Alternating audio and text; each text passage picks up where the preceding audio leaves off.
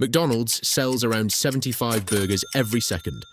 Millions of people think that's how the company became one of the biggest businesses on earth. But what if I told you the burgers aren't actually the most valuable part of the business? In fact, one of the largest fast food companies in history makes a huge portion of its money from something completely different: land. And once you understand how that works, you'll never look at a McDonald's restaurant the same way again. If you walk into a McDonald's, everything makes it look like a restaurant. The menu, the kitchen, the fries, the burgers, even the employees. So, naturally, you'd assume McDonald's is competing with Burger King, Wendy's, or Chick-fil-A. But that's only part of the story. Because if selling burgers were the real business, why would McDonald's own so much land? Why would it spend billions buying properties instead of simply opening more restaurants? It doesn't sound like the behavior of a restaurant company. It sounds like the behavior of a real estate company. And that's exactly where the story begins. Back in the 1950s, Ray Kroc saw something incredible. The McDonald brothers had created a system that could make burgers faster than almost anyone else. Kroc believed this could become a nationwide franchise, so he started selling McDonald's franchises across America. Problem solved, right? Not even close, because the company had a huge problem almost immediately. Every time McDonald's sold a franchise, the restaurant owner kept most of the profits. McDonald's only received a relatively small percentage in franchise fees.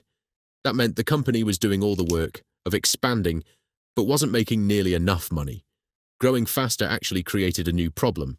The more restaurants they opened, the harder it became to build a truly profitable business.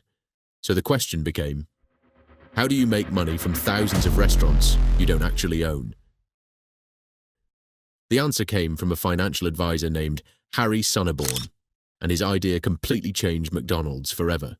Instead of simply selling franchises, McDonald's would first buy the land, then build the restaurant, then lease the entire property back to the franchise owner.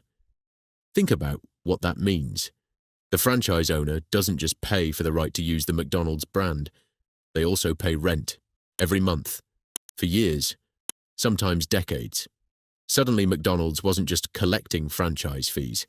It had become the landlord, and landlords usually make money, whether the tenant sells one burger or 1 million. This is where the business becomes fascinating. Most companies hope customers keep buying their product. McDonald's has another layer of protection, because even if burger sales slow down, the franchise owner still owes rent. That's a completely different level of financial stability. Imagine owning thousands of buildings where businesses pay you every single month. Now imagine those businesses also pay you royalty fees based on sales. You're earning from two directions. One business sells food, the other owns valuable commercial real estate. And over time, the land itself often becomes more valuable.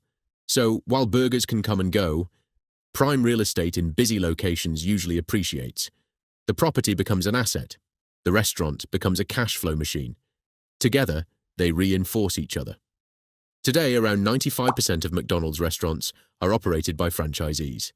Many people think this means McDonald's avoids operating restaurants because it's cheaper. That's only part of the picture. The franchise model lets local operators manage the day-to-day business. They hire employees, handle inventory, solve staffing problems, manage customers.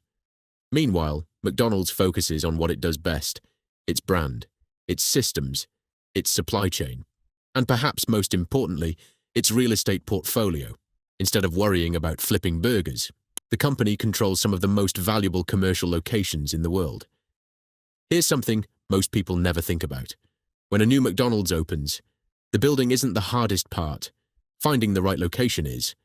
McDonald's spends enormous amounts of time analyzing traffic patterns, population density, income levels, road visibility, future city development, even which direction people drive home from work. Because a great location can generate millions more in revenue over its lifetime. And since McDonald's often owns that land, the company benefits twice. The restaurant earns money. The property can increase in value. It's a strategy that compounds year after year. The burger brings people in. The land builds long-term wealth. This is why so many investors say McDonald's isn't really a restaurant company.